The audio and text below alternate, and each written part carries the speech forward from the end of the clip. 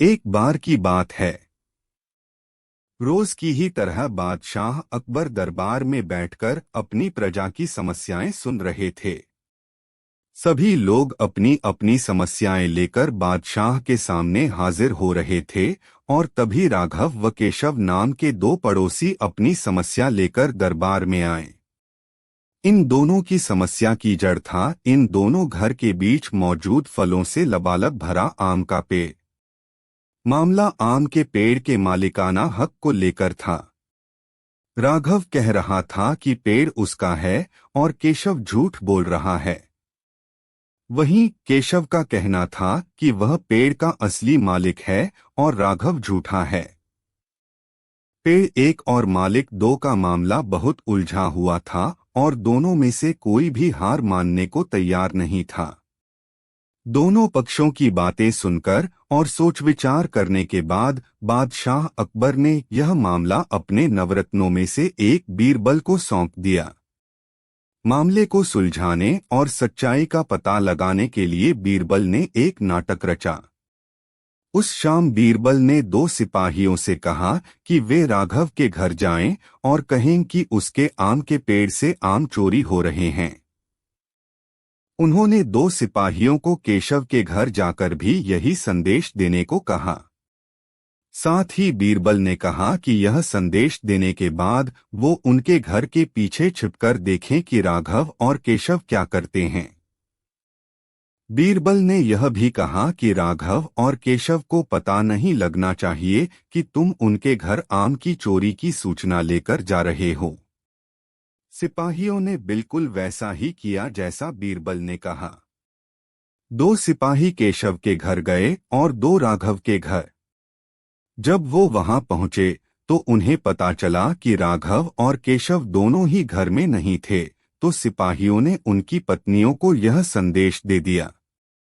जब केशव घर पहुंचा तो उसकी पत्नी ने उसे आम की चोरी की सूचना दी। यह सुनकर केशव ने कहा, अरे भाग्यवान, खाना तो खिला दो। आम के चक्कर में अब क्या भूखा बैठा रहूं?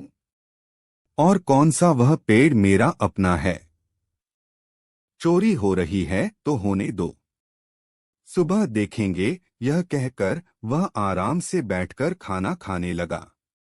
वहीं जब राघव घर आया और उसकी पत्नी ने यह बात उसे बताई तो वह उल्टे पैर पेड़ की तरह दौड़ पड़ा। उसकी पत्नी ने पीछे से आवाज लगाई, अरे खाना तो खा लीजिए।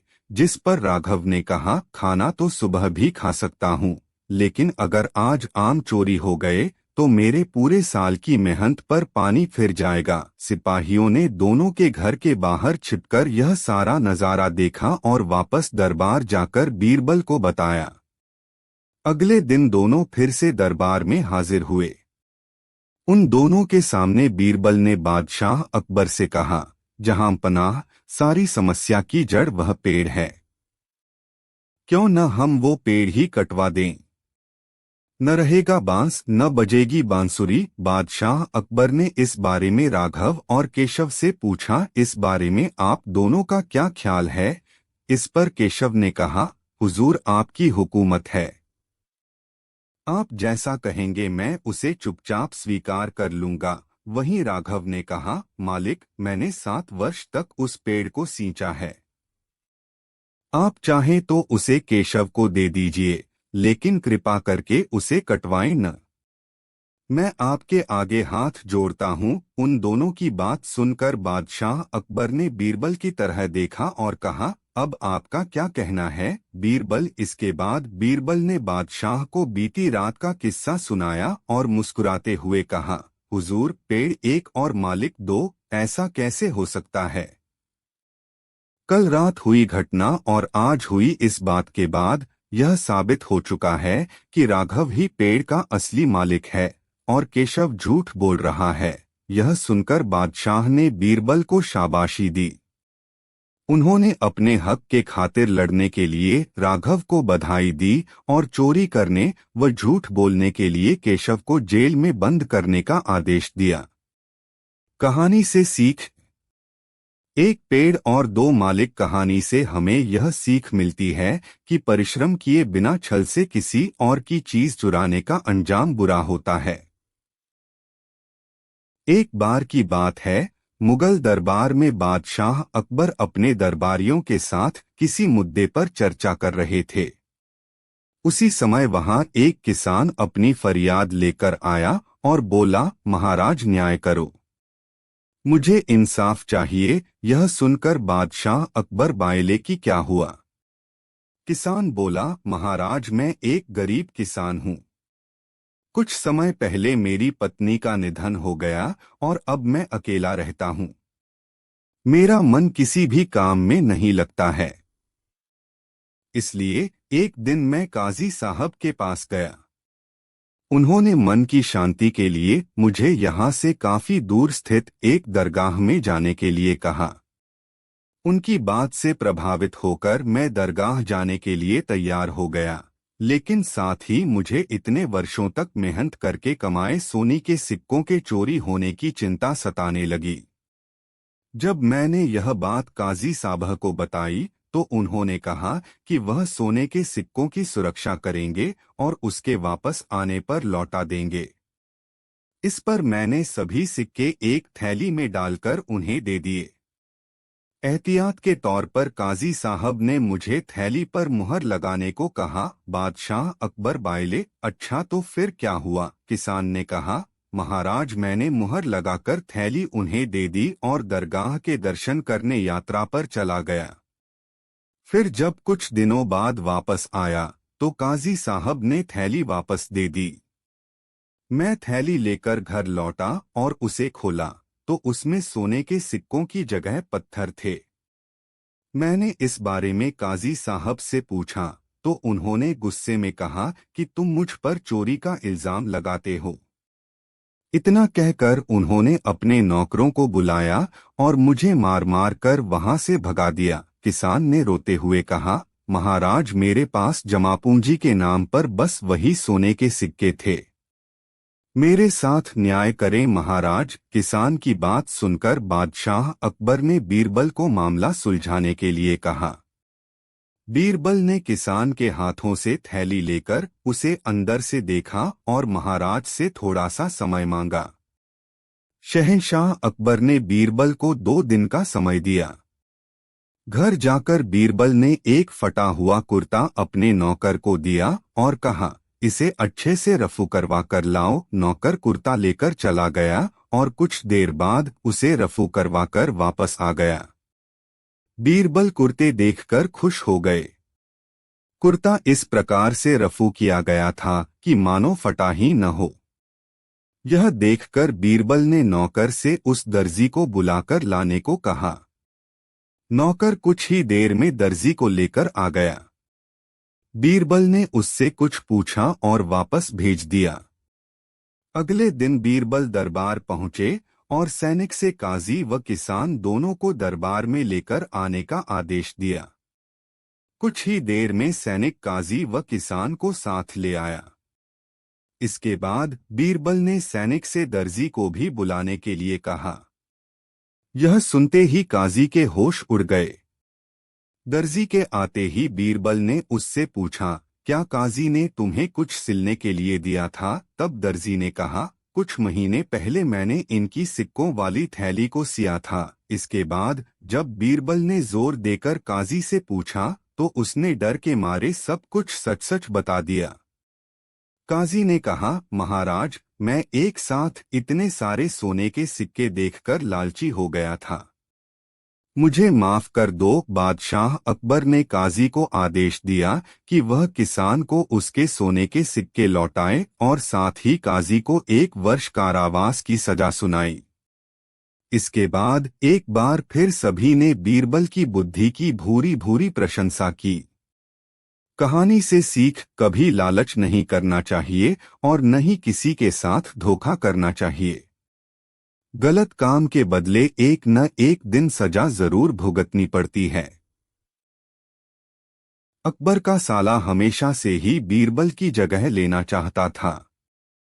अकबर जानते थे कि बीरबल की जगह ले सके ऐसा बुद्धिमान इस संसार में कोई नहीं है।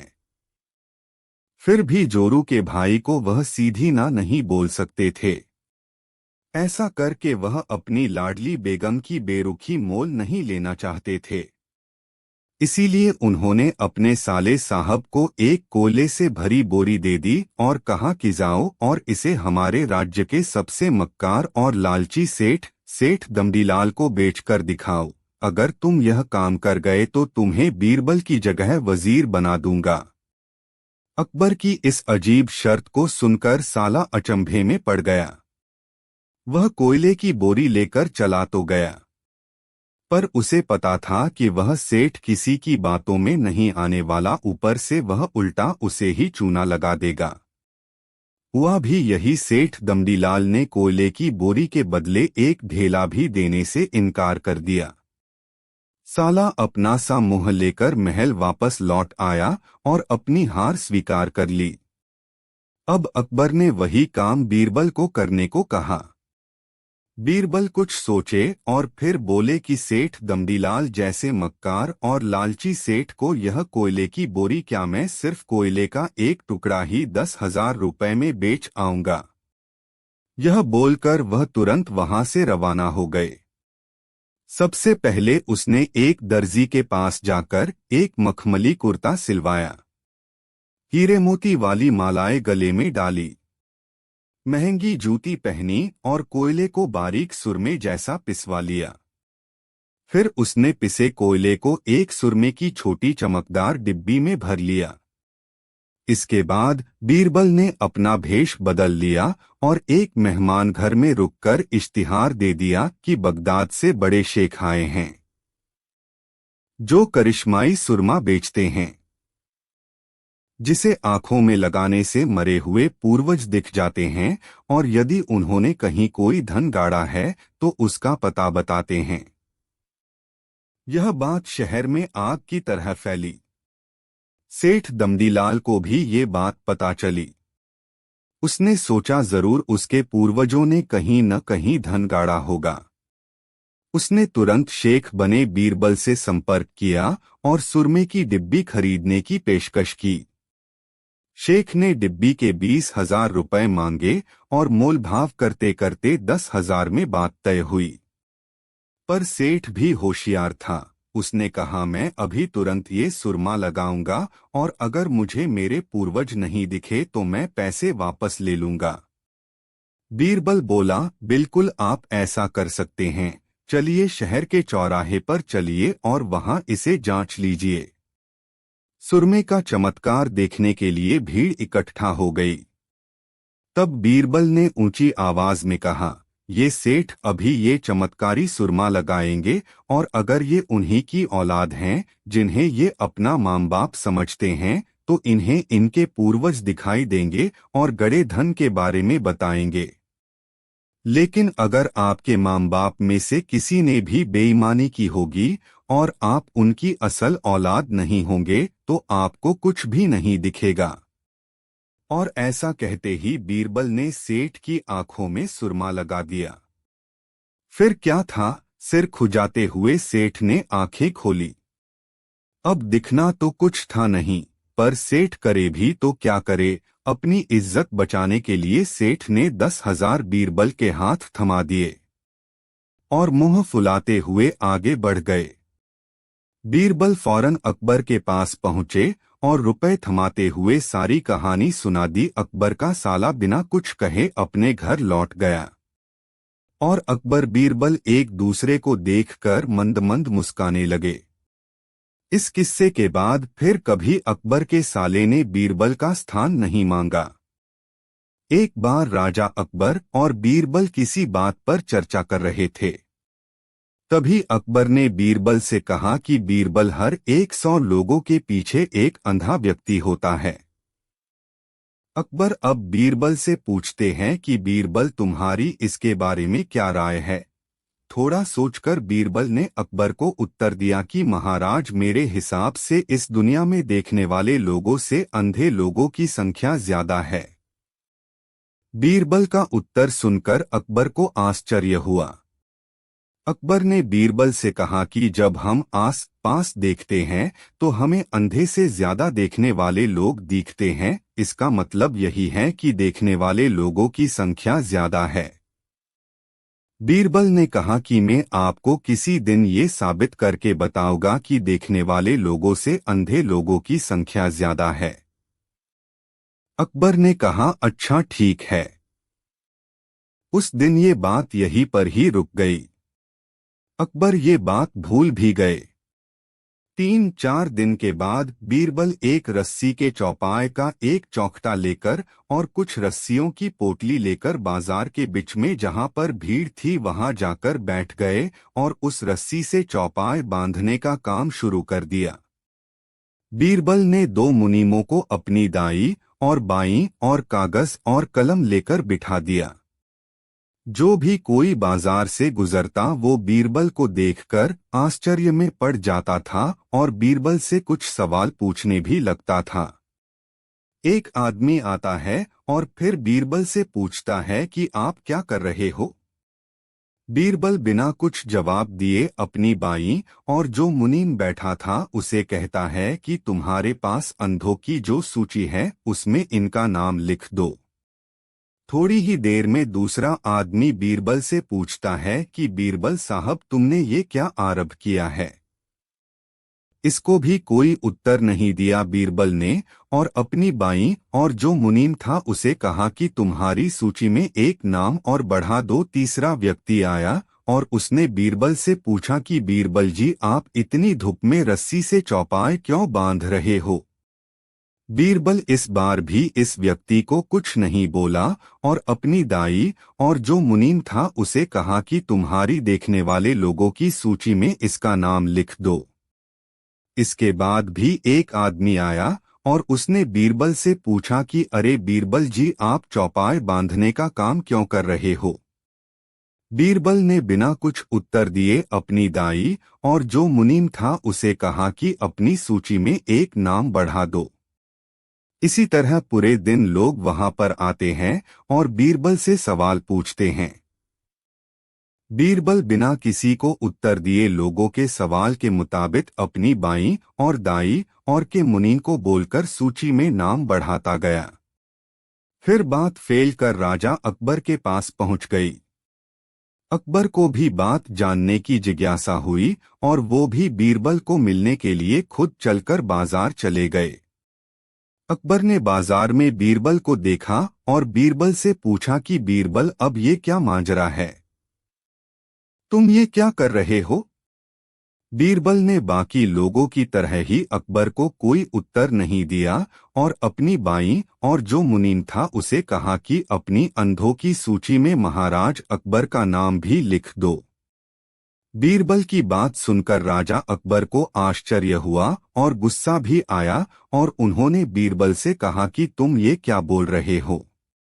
उन्होंने बीरबल से ये भी कहा कि मेरी आंखें तो अच्छी है और मैं देख भी सकता हूँ, फिर तुम मेरे बारे में ऐसा क्यों बोल रहे हो। बीरबल ने मुस्कुराते हुए अकबर से कहा कि महाराज आपको दिख रहा है कि मैं चौपाए बांध रहा हूँ, फिर भी आपने मुझे ये सवाल पूछा कि मैं क्या कर रहा हूँ। ये सवाल कोई अंधे व्यक्ति ने ही पूछा है, ऐसा आपको नहीं लगता है महाराज। इसलिए ही मैंने आपका नाम अंधों की सूची में डाला है। बीरबल की बात सुनकर राजा अकबर को पता चल गया कि बीरबल ये सब क्यों कर रहा है। अकबर ने बीरबल को मुस्कुराते हुए कहा कि तो फिर तुम अपनी उस दिन की बात को साबित करना चाहते हो। अकबर ने बीरबल से कहा कि अच्छा ठीक है, तुम अब अपनी सूची में देखकर अपने प्रयोग का परिणाम बताओ कि देखने वाले लोग ज्यादा है कि अंधे। बीरबल ने कहा कि महाराज मेरी कही हुई बात सच साबित हुई। मेरी इस सूची को देखकर तो ऐसा साबित होता है कि 70% लोग अंधों की सूची में और सिर्फ 30% लोग ही देखने वाले लोगों की सूची में आते हैं। यानी कि मेरी बात सच साबित हुई है। महाराज अब आप भी मानते होंगे ना कि देखने वाले लोगों से अंधे लोग ज्यादा है। अकबर ने मुस्कुराते हुए सिर्फ उतना ही कहा कि बीरबल, तुम अपनी बात समझाने के लिए कुछ भी कर सकते हो। अकबर ने बीरबल के सामने अचानक एक दिन 3 प्रश्न उछाल दिए। प्रश्न यह थे, 1 भगवान कहाँ रहता है, 2 वह कैसे मिलता है, और 3 वह करता क्या है। बीरबल इन प्रश्नों को सुनकर सकपका गए और बोले, जहांपना, इन प्रश्नों के उत्तर मैं कल आपको दूंगा। जब बीरबल घर पहुंचे तो वह बहुत उदास थे। उनके पुत्र ने जब उनसे पूछा तो उन्होंने बताया, बेटा, आज बादशाह ने मुझसे एक साथ 3 प्रश्न, भगवान कहाँ रहता है, वह कैसे मिलता है, और वह करता क्या है, पूछे हैं। मुझे उनके उत्तर सूझ नहीं रहे हैं और कल दरबार में इनका उत्तर देना है।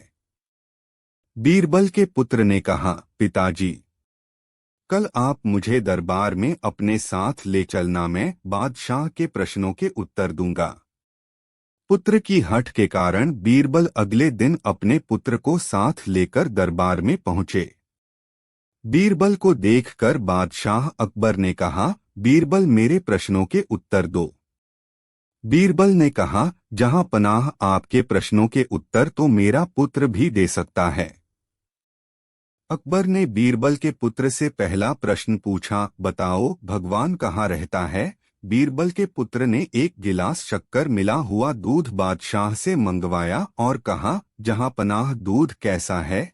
अकबर ने दूध चखा और कहा कि ये मीठा है, परंतु बादशाह सलामत, या आपको इसमें शक्कर दिखाई दे रही है। बादशाह बोले, नहीं, वह तो घुल गई। जी हाँ, जहांपना, भगवान भी इसी प्रकार संसार की हर वस्तु में रहता है।